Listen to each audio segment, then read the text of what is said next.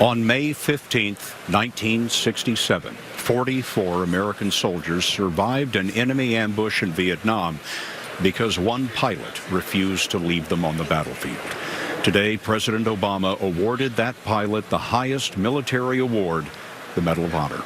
David Martin spent some time with him. The pilots in Chuck Kettles' helicopter battalion called it Chump Valley because only a chump would fly into a landing zone so exposed to enemy fire.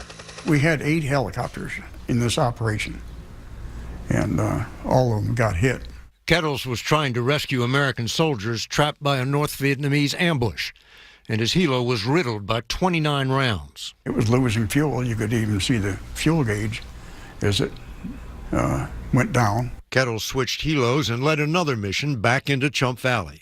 He greets any suggestion it was too risky with a mixture of contempt and disbelief.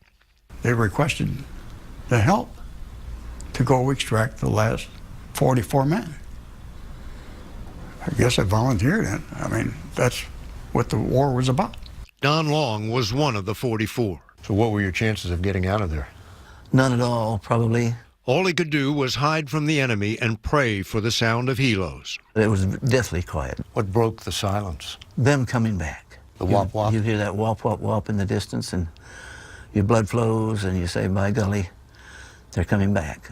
On his way out of Chump Valley for what he thought was the last time, Kettles received a radio call from headquarters. There were 8 troops who had not gotten out of the riverbed, were still there. I simply assured him that I would go back in and try and get them out of there. This time, he went by himself, the target of all the enemy fire. With 8 more loaded on board, his shot-up helo was dangerously overweight. It flew like a 2.5-ton truck. In all, Kettles had flown into Chump Valley 4 times. So that makes you a pretty big chump. I guess so. I guess I've been called worse. Today, nearly 50 years later, he can be called what he deserves to be called, recipient of the nation's highest honor.